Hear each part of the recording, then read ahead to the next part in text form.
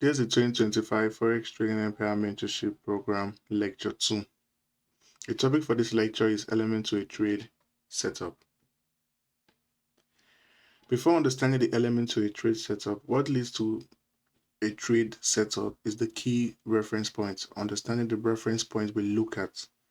And in this video, we're discussing about the key reference point because that is going to be the foundation of the whole concept which is being taught in the 2025 mentorship program. Understanding those key reference points is going to lay the foundation to a trade setup. First is the fair value gap and the inversion fair value gap. The FVG represents fair value gap and the IFVG represents an inversion fair value gap.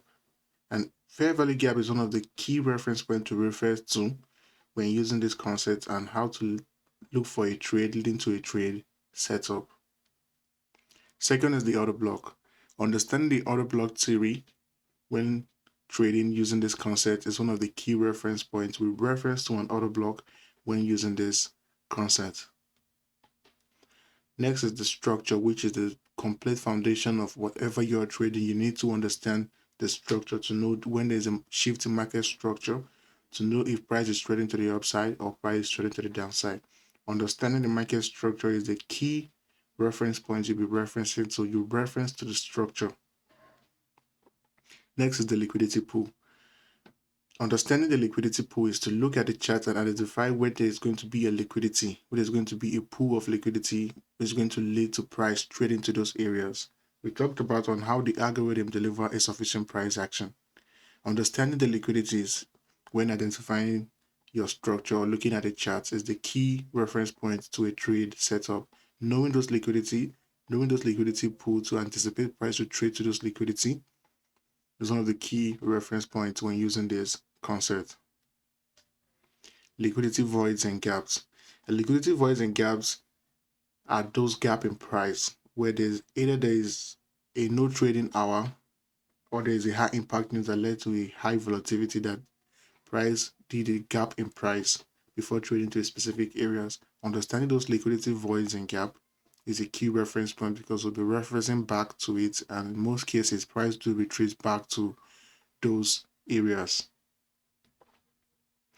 Why the last is understanding the premium and discount array. Now, the premium and discount array is aligning everything together. You need to understand when price is at a discount and price is at a premium. We talked about on how smart money look to buy at a discount and sell at a premium. We'll be discussing on how to look at a chart to identify if this currency pair is at a discount or is at a premium, depending on the time frame you're looking at. So first, we're going to talk about the fair value gap. The first reference point to be discussing is going to be the fair value gap. Now, a fair value gap is an inefficient price action where either there is a buy side inefficiency or a sell side inefficiency. That inefficient price action where the algorithm is looking to create a sufficient price action, those inefficient price action will lead to a retracement to those areas because there's going to be liquidity in those areas. When they say there's a buy side inefficiency, it's trying to tell you that during the time price traded lower, there is no much of a buy order during that time to fill the whole buy position. So there's an inefficient price action. There's only sell order. So there's an inefficient buy order. So price will retrace back to those areas to make it a sufficient price action, to make it a balanced area. So identifying those inefficiency on the chart is one of the key reference points to the whole concept, which is going to be discussed in the 2025 mentorship program. The same thing goes to a sell side inefficiency.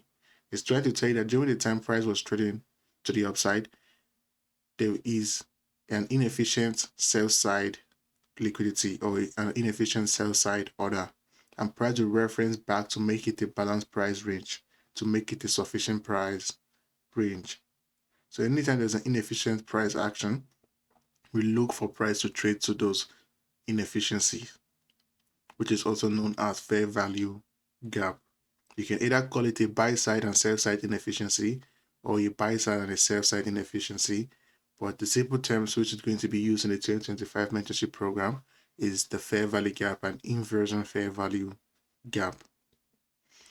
Let's look at a little explanation. When we talk about an inefficient price action, an inefficient price action is being formed by three candles. We have the first candle, the second candle, and the third candle. Now, how to identify the inefficient price action is the gap between the first candle's wick, the high of the first candle's wick, to the low of the third candle's wick. The gap between the first candle's high wick and the second candle's low wick is a buy side sell side inefficiency. What is trying to tell you that during the time price traded higher, there's an inefficient sell side liquidity where from the third candle's low to the first candle's high, there's an inefficient price action. And the gap between this week, the first candle's high week, and the third candle's low week, the gap between those week are the fair value gap. That is an inefficient price action. We will be anticipating price to trade to areas like this, or expecting price to reference back to areas like this, and or trade off areas like this. Now, to talk about a sell side inefficiency, to talk about a downside inefficiency, a sell side and a buy side inefficiency, we'll be using a live chart. We'll be going through a live chart to talk about more example on a fair value gap and an inversion fair value gap, and we'll be discussing on what is an inversion fair value gap. But you already understand the basics of it. That is the gap between the first candle and the third candle, and it's being formed by three candle. So let's move to a chart. In this live chart, this is the 5 minutes of the Euro US dollar. I'll be marking out any fair value gap I can identify. Then we'll look on how price react to those fair value gap. And I'll be mentioning those fair value gap based off what I've explained in explaining what is a fair value gap. First, let's talk about this fair value gap. Now, remember the first example I gave when I was explaining what is a fair value gap was a buy side sell side inefficiency, also known as BC. But here I'm going to talk about CB, a sell side buy side inefficiency. It's trying to tell you that whenever there's a downtrend and price creates a fair value gap, is a sell side buy side inefficiency. Why whenever there's an uptrend and price creates a fair value gap, it's trying to tell you that there is a buy side sell side inefficiency. It is trying to tell you that if you're looking to buy, there is a sell side inefficiency at this area, and if you're looking to sell, there is a buy side inefficiency at this area, which will lead to price trading to fill the buy side inefficiency and trading to fill the sell side inefficiency, which is this example. But first, let's talk about this. It's being formed by three candles. So here's the first candle, second candle, and the third candle. Now the gap between the first candle low in a sell side buy side inefficiency, the gap between the first candle's low and the third candle's high is the fair value gap. Now you need to understand that it's trying to tell you that there's a liquidity inside, there's an inefficient liquidity inside the fair value gap, and price will look to balance this range. It's not compulsory for price to respect it, to trade off it, to look it like a mitigation area where price will respect it and trade off it. No, there are some cases where you're going to look at a fair value gap to anticipate price to trade through the fair value gap, because clearly you can see this trend. I'm just giving you a simple example on when to anticipate price to trade through a fair value gap.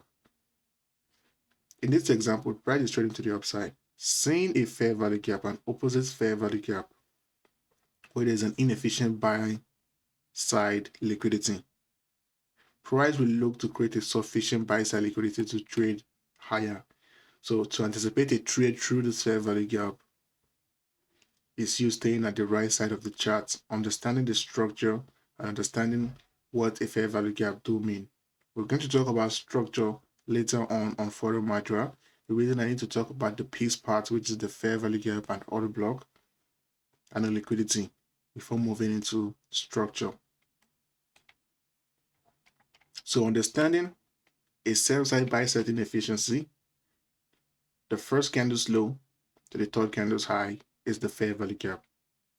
Now let's mark out a fair value gap from this range.